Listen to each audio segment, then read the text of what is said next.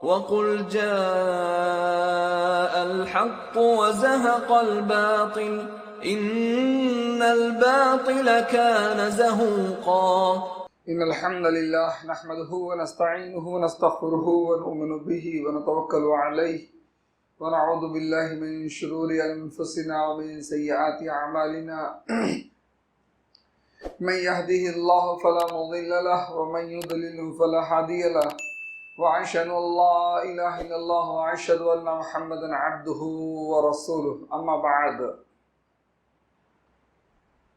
फ़इन्न खैरल हदीस किताबुल्लाह व खैरुल हदी हदी मुहम्मदिन सल्लल्लाहु अलैहि वसल्लम व शर्रुल उमूरि मुहदसातुहा व कुल्लु मुहदसतिन बिदअह व कुल्लु बिदअतिन ज़लालह व कुल्लु ज़लालतिन फिन्नार।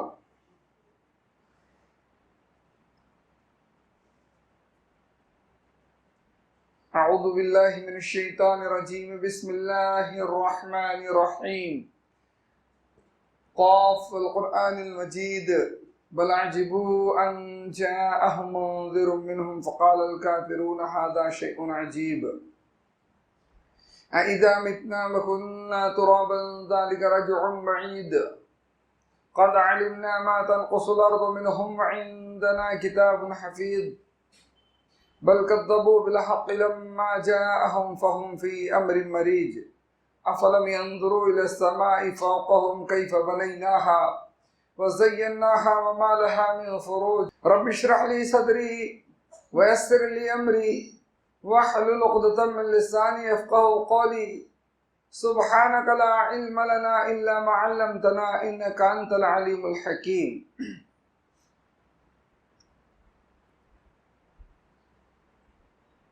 मोहतरम हाज़रीन, गुज़िश्ते जुमे को शैतान के कुछ मकरो फरेब के बारे में, इंसानों के गुमराह करने के तरीक़े और उसकी शरारतों के बारे में कुरान और हदीस की रोशनी में कुछ बातें आपकी खिदमत में मैंने रखी थी। आज के इस जुमे में उसी मौजू को थोड़ा आगे बढ़ाते हुए इस मुनासिबत से कुछ बातें आपके सामने रखता हूं कि शैतान के शर से बचने के तरीके क्या हो सकते हैं। जब मोहम्मद रसूलुल्लाह सल्लल्लाहु अलैहि वसल्लम ने उसके शर से बचने के हमें कुछ तरीके सिखाए हैं, कुछ तरीके बताए हैं। देखिए, जब हम कुरान करीम की आयत देखते हैं तो कुरान बताता है हमको कि शैतान हमारा सबसे बड़ा दुश्मन है। उसकी दुश्मनी अबदी है, अज़ली है, शुरू से आखिर तक है, कभी ना खत्म होने वाली दुश्मनी उसकी है। वो अदुव्व मुबीन है, वो बदतरीन किस्म का दुश्मन है।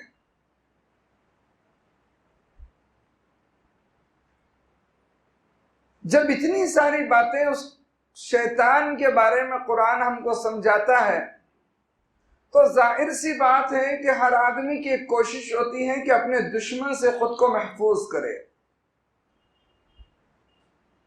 दुनिया के अंदर अगर किसी शख्स के बारे में हमें खबर हो कि फला आदमी हमारा दुश्मन है, वो हमारा बड़ा सख्त दुश्मन है, हो सकता है कि वो हमारी जान का दुश्मन हो, हमारे परिवार को भी तकलीफ पहुंचा सकता हो, बिल्कुल यकीन के साथ ऐसी खबर किसी के बारे में मालूम हो जाए तो वहां गौर करके देखें कि उससे बचने के लिए क्या कुछ इक़दाम हम उठा सकते हैं।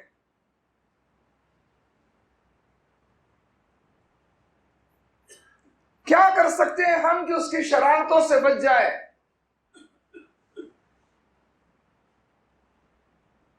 जहां तक मैं समझता हूं कि इसमें दो काम जिसकी तरफ अक्सर लोग तवज्जो दे सकते हैं ऐसे हालात में। नंबर एक, अपने तरफ से कोई कमजोर पहलू अपने दुश्मन के सामने जाहिर नहीं होने देंगे। कोई भी कमजोरी उसके सामने अपनी जाहिर नहीं होने देंगे। बल्कि जब भी उसके सामने पेश है या उस तक हमारी खबर पहुंचे तो हमारा मजबूत पहलू उस तक पहुंचेगा। एक तो यह हो सकता है। दूसरा एक तरीका यह हो सकता है कि दुश्मन की ताकत, उसकी चाल, उसकी मक्कारियों का इल्म हासिल किया जा सकता है कि वो क्या क्या कर सकता है, वो किस हद तक जा सकता है। फिर तीसरी चीज यह हो सकती है कि अगर दुश्मन इस हद तक जाए, ये काम वो कर सकता हो, तो उनसे बचने का तरीका हमारे पास क्या हो सकता है।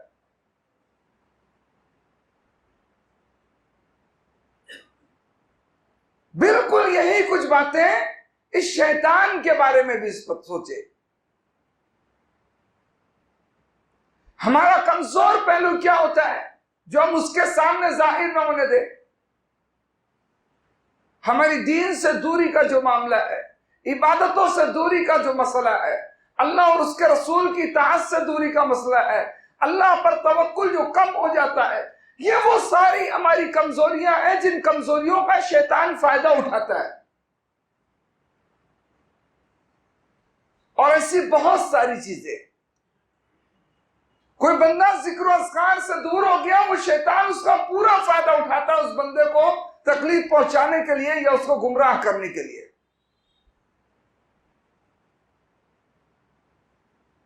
तो अव्वल तो ये कोशिश करना है कि अपने आप की खुद को कमजोर बनाकर उसके सामने पेश ना करें कि वो शैतान हमारे ऊपर गालिब आ जाए।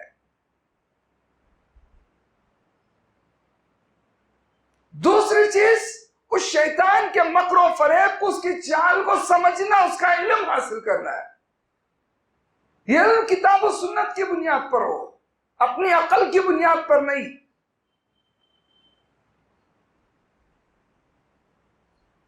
बाज़ दफा ऐसा भी होता है कि अगर कोई शख्स आपका दुश्मन हो जाए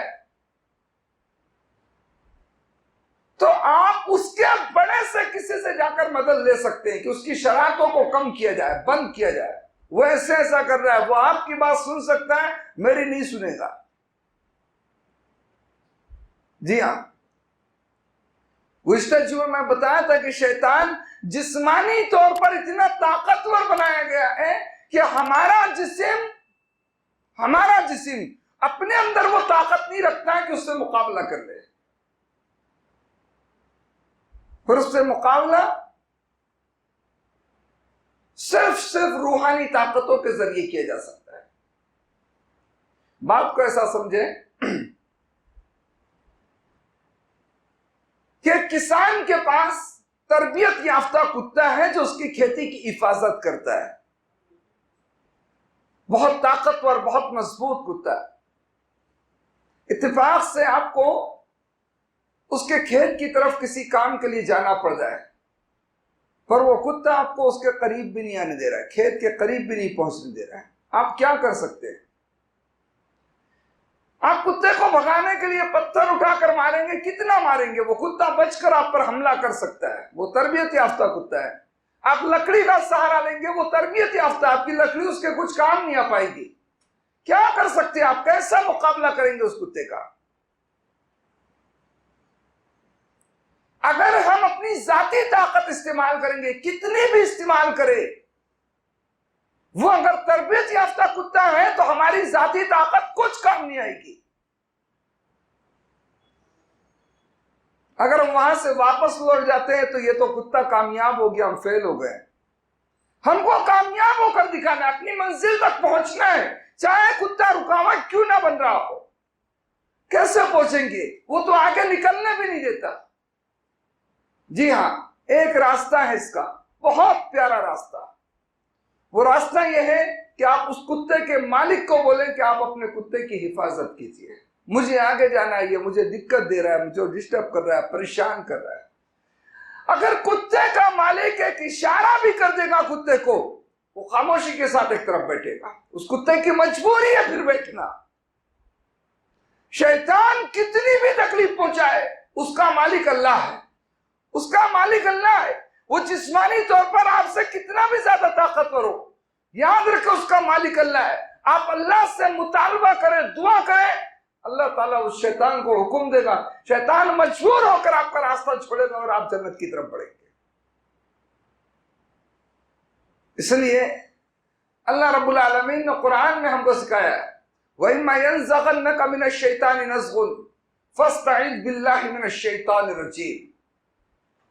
अल्लाह फरमाता है आपको शैतान की तरफ से जब कोई तकलीफ पहुंचे तो आप शैतान के खिलाफ अल्लाह ताला से मदद तलब कीजिए।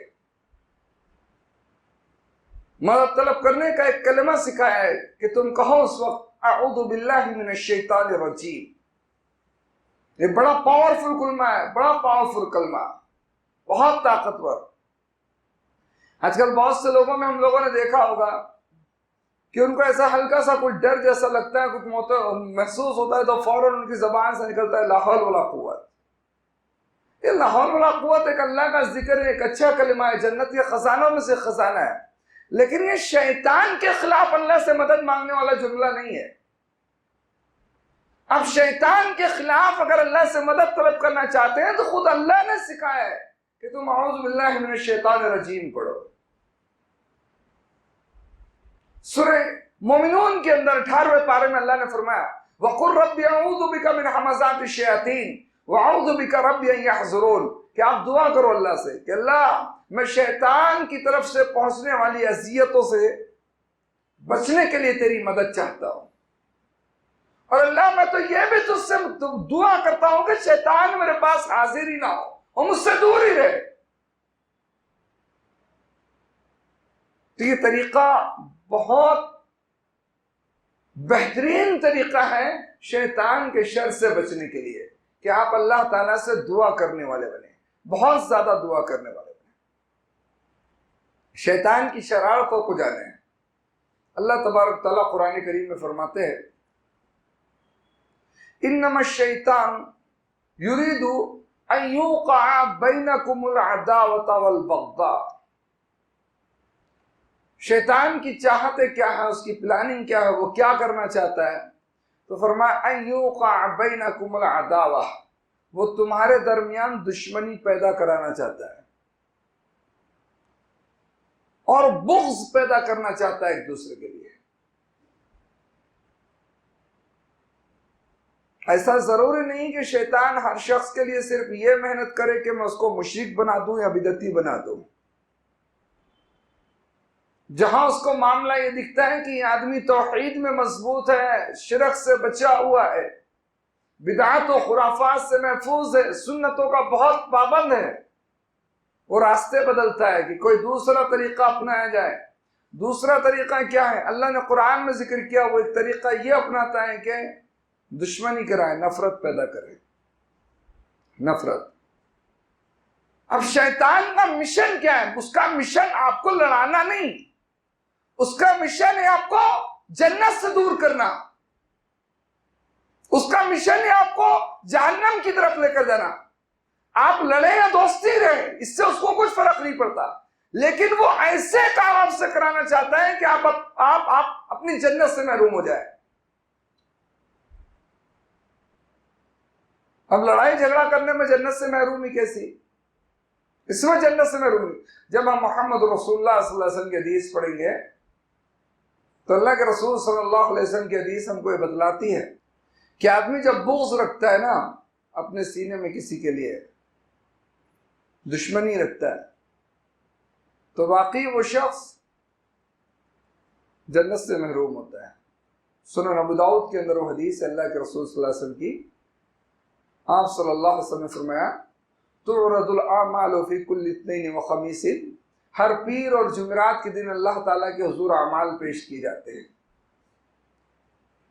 तो अल्लाह तबारक व तआला अपने उन तमाम बंदों के गुनाहों को माफ फरमाता है जिन्होंने शिरक नहीं किया। फयग़फ़िरु लिकुल्लि अब्दिन ला युश्रिक बिल्लाहि शैआ, मुशरिक नहीं है, शिरक नहीं किया, अल्लाह ताला उसके गुनाह माफ फरमाता है। लेकिन उन अल्लाह के बंदों में कुछ बंदे ऐसे होते हैं जो शिरक तो नहीं करते थे, शिरक नहीं किया उन्होंने, लेकिन इख्तिलाफ रखते, अपने भाई से बुग़्ज़ रखते, असद रखते, अपने भाई के लिए, मोमिन भाई के लिए अपने सीने में कीना पाल के बैठे। उसका नतीजा क्या होता है? अल्लाह ताला फरमाते हैं उतरुकू हादैनी हत्ता यस्तलिहा, इन दोनों को उनके हाल पर छोड़ दो। अल्लाह उनके गुनाह माफ नहीं करते, उनको उनके हाल पर छोड़ दिया जाता है। और कहा जाता है कि उनको उनके हाल पर छोड़ दो यहां तक कि वो अपनी इस्लाह कर ले। और इस्लाह कर लेते तो ठीक है, न इस्लाह करे तो वो गुनाह का बोझ बढ़ते जाता। वैसे गुनाह लेकर बंदा इस दुनिया से अल्लाह के हुजूर पहुंचता है। अब क़यामत के दिन जब उसके अमाल तोले जाएंगे, लाजमी चीज है उसके गुनाह का पल्ला भारी निकल पड़ेगा। तो शैतान ऐसे रास्ते अपनाता है। लेकिन अब कुरान करीम की एक आयत के अल्लाह फरमाते हैं कि शैतान जो है वो तुमको मोहताजी से डराता है और फहश कामों का तुमको हुक्म देता है। मोहताजी से डराना, मिसाल के तौर पर एक बंदा अल्लाह ताला की राह में कुछ माल खर्च करना चाहता है, यह ऐसा वक्त आ गया कि उसको अल्लाह की राह में कुछ खर्च करना है, तो उसके अंदर एक डर, एक वसवसे पैदा करता है, एक डर आता है कि आप अगर ये खर्च कर दोगे तो आप फिर घर में क्या पकाओगे, आपको फला काम भी तो करना है अभी, वो कैसा करोगे, आप ये खर्च कर लोगे तो फिर वो काम तुम्हारा क्या होगा। एक इंसान के दिल में ऐसे वसवसे डालता है कि वाकई वो ऐसा बन जाता है कि हाँ यार मुझको अभी ये काम नहीं करना है, नहीं करेंगे, अभी अल्लाह की राह में नहीं खर्च करना। वो पीछे हट जाता, वो भी इस बात को कहने वाला बन जाता है कि कर दूंगा यहां पे खर्चा, तो फिर वो जो काम पड़ा है मेरा उसका क्या होगा। लेकिन इसके बिलमुकाबिल कोई ऐसा काम आ जाए जो फजूल खर्ची वाला काम है, जिससे ना उसकी दुनिया सवर रही ना आखिरत सवर रही है, शैतान उसको वहां बहुत उबारता है, ज्यादा से ज्यादा खर्च करने की तलकीन करता है। जबकि अल्लाह ने कुरान में क्या फरमाया, वला तुबद्दिर तबदीरा इन्नल मुबद्दिरीन कानू इख्वानुश शयातीन। अल्लाह ने फरमाया तुम फजूल खर्ची मत करो, फजूल खर्ची करने वाले शैतान के भाई हुआ करते हैं, शैतान के भाई। अब ये भाई बन गए मतलब दोस्त ही बन रहे ना उसके। आप फजूल खर्ची मत करो, फजूल खर्ची शैतान का भाई होता है। अब जहां अच्छी जगह पर खर्च करने की बात आती है, यईदुकुमुल फक़रा, वो मोहताजी याद दिलाता है कि आप खर्च करेंगे तो आप मोहताज हो जाएंगे, आपका माल बहुत सारा निकल जाएगा।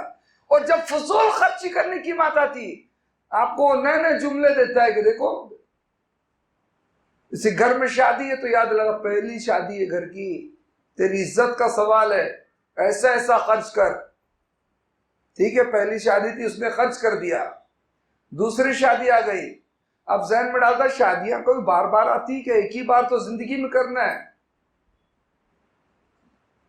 वाकई दिमाग में ये बात आ गई कि बार बार थोड़ी ना आती है, एक ही दफा आई है, खर्च करो भाई, कौन सी इसकी शादी कल फिर से करना है, परसों फिर से करना है। बंदे ने खूब खर्च करवाया उसमें से, तीसरी शादी आई तो फिर दिमाग में डालता आखिरी शादी है, अब दोबारा थोड़ी ना मौका मिलेगा, आखिरी शादी कर ले जो करना है, एक मौका और आया तेरे पास में, फिर बंदा खर्च करता है। तो इस तरह की ख्याल जो होता है ना वो शैतान डालता है दिमाग में, बंदा जो है उसकी चपेट में जाता है। इन चीजों को जब तक समझेंगे नहीं उससे निजात नहीं मिल पाएगी। याद रखिए बहुत अच्छी तरह, शैतान की गुमराही सिर्फ ये नहीं है कि वो आपसे शिर्क या कुफ्र या बिदअत करा ले, ये तो है उसके मिशन का हिस्सा है, लेकिन वो हर वो तरीका इख्तियार करता है जिससे आपको जन्नत से दूर कर ले, हर वो रास्ता अपनाता है।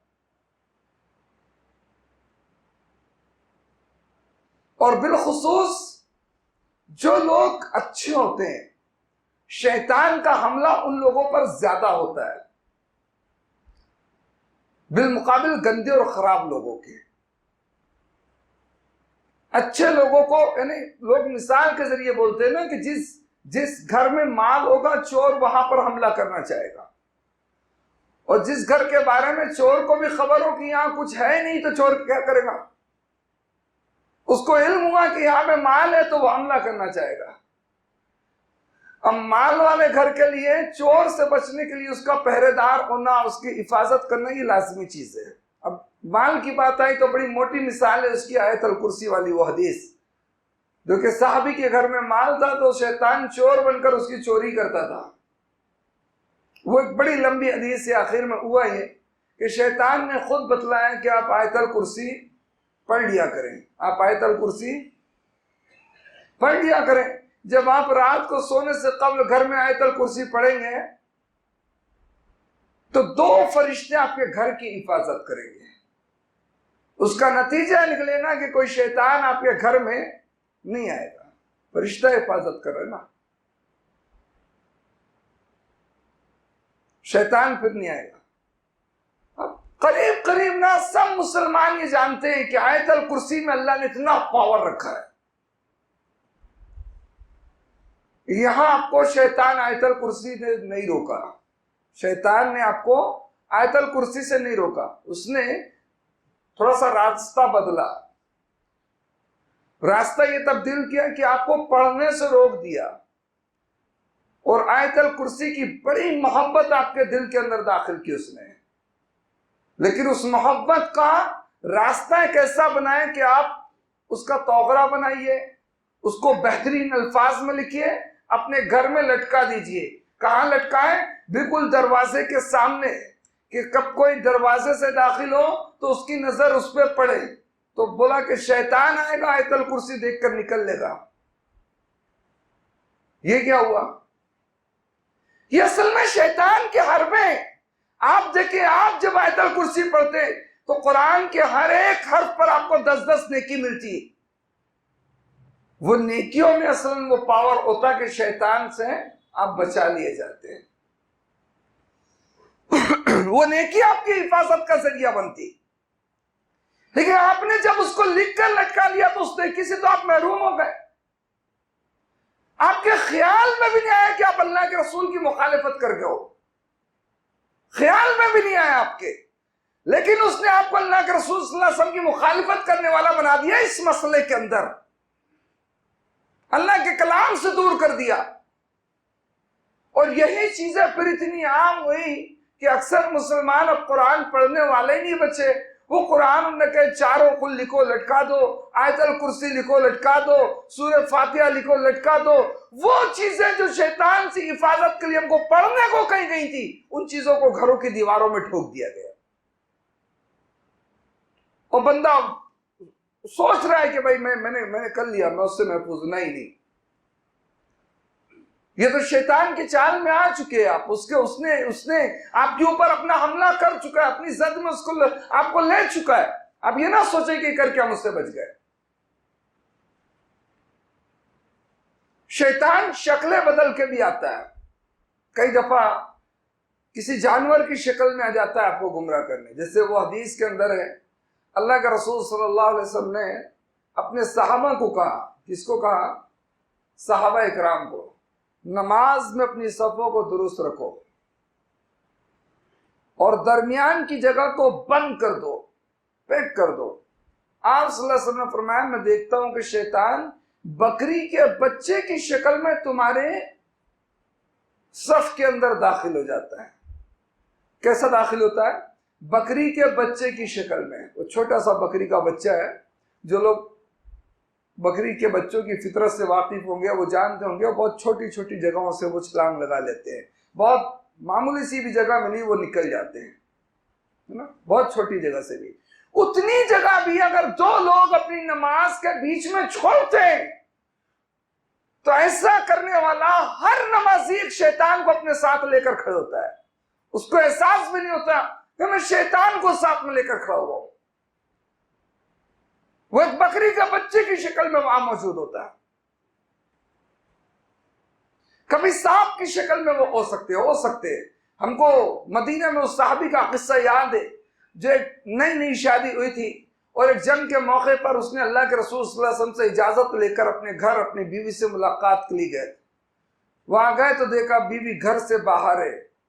वो बीवी को उनकी खैरत ये बात बर्दाश्त नहीं करी कि मेरी औरत घर से बाहर खड़ी, इसको पर्दे में होना चाहिए था। वो कुछ सख्ती करना चाहे तो उसने कही कि आप घर में जाकर देखे। घर गए तो घर में सांप था। उन्होंने सांप को मारना चाहे अब बाद में लोगों को पता नहीं चला कि पहले सांप मरा या वो साहबी पहले इंतकाल कर गया, उस सांप ने उनको काट भी लिया। तब अल्लाह के रसूल सल्लल्लाहु अलैहि वसल्लम तक ये खबर पहुंची तो नबी करीम सल्लल्लाहु अलैहि वसल्लम ने कहा था कि ये सांप हुआ करते हैं, जब भी कुछ ऐसा हो तो घर में पहले उनको 3 दफा भगाने की कोशिश किया करो, भग जाए तो ठीक है, ना भगे तो उसके बाद तुम उनको मारा करो। वो शक्ल बदल के आ सकते हैं। और सबसे खराब तरीका है कि बाज दफा वो एक अच्छे और बेहतरीन इंसान की शक्ल में आपके पास आते हैं, अच्छे इंसान की शक्ल में। आपको लगे कि मेरे दोस्त है, ये मेरे साथी हैं, ये मेरे खैर ख्वाह है, ये मेरे फायदे के लिए कुछ सोच रहा है। और ऐसा नहीं कि ये सब खराब लोगों के साथ ऐसा हो। देखिए, जब मक्का वालों ने अल्लाह के रसूल सल्लल्लाहु अलैहि वसल्लम के खिलाफ मक्का में मीटिंग रखी कि हमको क्या करना चाहिए नबी के खिलाफ, उनकी मीटिंग में ये बात पास हुई कि सब कबीले से एक ताकतवर मजबूत नौजवान निकले और निकलकर सब मिलकर एक साथ हमला करे, कत्ल कर दिया अल्लाह के रसूल का। जब सब मिलकर करेंगे तो उनके घर वाले बदला लेंगे किस कबीले से, हर कबीले का आदमी होगा, किससे बदला लेंगे। सब लोगों को यह मशवरा पसंद आया। किसने दिया मशवरा? शैतान जो वहां इंसान की शक्ल में मौजूद था, उसने मशवरा पेश किया। वो एक इंसान की शक्ल में आया, सब लोगों को उसकी बात बड़ी अच्छी लगी, सबने उस पर डन किया कि हाँ, राय बिल्कुल दुरुस्त है। वो काफिर लोग बदर के मैदान में जब आए तो शैतान उनके साथ फौजियों की शक्ल में आया, कुफार की फौज की शक्ल में आया ना, उनका साथी बन के आया। अपनी तादाद भी दिखाया उसने, कितनी बड़ी तादाद में हम यहां मौजूद हैं।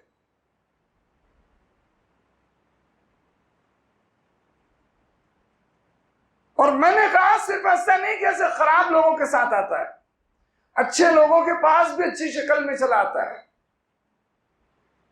इसलिए बड़ी मिसाल हमको देखने को मिलती है, हजरत आदम अलैहिस्सलाम को जन्नत से निकालते वक्त शैतान ने क्या रास्ता अपनाया। शायद गुज़िश्ता जीवन मैंने उसको बयान किया था। वो तो एक बहुत बड़ी मिसाल है कि कितने नेक इंसान के पास वो शैतान बड़ा मुखलिस बनकर, बड़ा नेकोकार बनकर, बड़ा दीनदार बनकर, बड़ा अल्लाह वाला बनकर, आपका बड़ा वफादार बनकर आपके पास आता है कि आपको उस जन्नत से निकाल दे, और वो उस चीज में कामयाब भी हो जाता है। इसलिए जब बंदा अल्लाह ताला के जिक्र से गाफिल हो, अल्लाह की याद से गाफिल हो, अल्लाह की इबादत से काफिल हो, अपना कमजोर पहलू जब शैतान के सामने वो जाहिर करे, तो फिर शैतान के पास बड़े रास्ते हो जाते हैं उस इंसान को गुमराह करने के या अल्लाह ताला की इबादत से दूर करने के। मोहम्मद रसूलुल्लाह सल्लल्लाहु अलैहि वसल्लम को ये भी नसीहत की है कि आप शाम के वक़्त में अपने बच्चों को घरों में कर लो, घरों के दरवाज़ों को बंद रखो। क्यों? इस वक्त शैतान फैलते हैं। अगर उस वक्त बच्चा घर से बाहर दिखे, घर के दरवाजे खुले दिखे, वो घरों में दाखिल होते हैं, बच्चों के ऊपर अटैक करते हैं। क्या हम लोग कितनी हिफाजत करना चाहते हैं अपने घरों की, अपने बच्चों की, लेकिन मोहम्मद रसूलुल्लाह सल्लल्लाहु अलैहि वसल्लम की नसीहतों को हम अमल में नहीं ला रहे। जब भी कोई शख्स ना बाजार से या कहीं से अपने घर की तरफ आता है, एक शैतान उसके पीछे लग जाता है, उसके पीछे लग जाता है कि इसके साथ साथ मैं भी इसके घर में चला जाऊं। घर में जाऊं तो फिर घर में तो बहुत कुछ कर सकता है वो, तो पीछे लग गया। तो बंदा घर में दाखिल होते वक्त बिस्मिल्लाह पढ़ लेता है, तो वो कहता है नहीं, इस घर में मेरे लिए कोई जगह नहीं हो, मायूस होकर वापस लौट जाता है। और बिस्मिल्लाह पढ़े बगैर घर में चला गया, शैतान को अपने साथ लेकर वो घर में आ चुका है।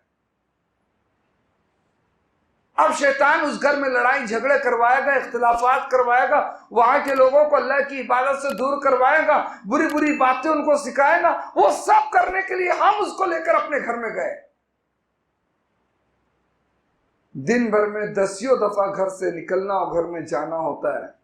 बिस्मिल्लाह कितनी दफा पढ़ने में आता है।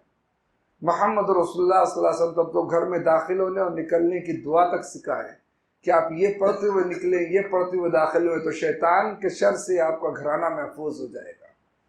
हम नहीं कर रहे हैं सब चीजें। नमाज पढ़ रहे बहुत अच्छी बात है, लेकिन नमाज पढ़ के जब हम लौटते हैं ना, तो घर जाते वक्त वो शैतान हमारा साथी बन जाता है। उसकी वो ड्यूटी है, वो अपनी ड्यूटी कर रहा है। आपकी अपनी ड्यूटी है कि हम जो है बिस्मिल्लाह पढ़कर अपने घर में दाखिल हो, तो वो शैतान के शर से महफूज हो जाएंगे। बहुत बड़े ताज्जुब की बात है कि बहुत सारे मुसलमान हम में ऐसे भी हैं जो बैतुल खला जाते वक्त, यानी पेशाब पैखाने को जाते वक्त की तक दुआ नहीं पढ़ते। ये बिल्कुल एक सच्ची बात है, कड़वी सच्चाई है। वो लोग जिनको याद नहीं पढ़ते, नहीं वैसा नहीं बोल रहा हूं, यहां तक कि जिन लोगों को याद है वो भी गफलत का शिकार रहते उस वक्त। उनका दिमाग ये मैसेज नहीं देता उनको कि आप ये दुआ पढ़ो, दुआ पढ़कर तुम यहां पर दाखिल होना है। वो वहां भी, और जानते हैं रूह ज़मीन के सबसे ज्यादा खबीस बदतरीन तरह के शैतान जो है वो पेशाब घर में बैतुल खला में होते हैं, सबसे बदतरीन शैतान। इसलिए पहले के लोग तो बैतुल खला को घर से बाहर ही बनाया करते थे कि उनकी जगह बाहर रहे, घर के अंदर ना रहे। अब जमीन की दिक्कतें होने लगी, आबादियां बढ़ने लगी, तो लोग बैतुल खला घर में बना लेते हैं। चलो ठीक है, बन गए, आपकी परेशानी, आपकी मजबूरी, लेकिन इतना तो करें कि जब उसमें दाखिल हो तो दुआ पढ़े। अच्छा, बास घरों में ऐसा भी होता है कि दरवाजे में दुआ लिखकर चिपका दी गई है, उसके बावजूद भी किसी का दिमाग काम नहीं करता कि दुआ पढ़कर हमको अंदर जाना है। अल्लाह के बंदो, अगर ये चीजों को अपने लिए लाजिम नहीं करेंगे तो फिर क्या रास्ता है, कौन सा तरीका है कि शैतान के शर से आप बच जाए।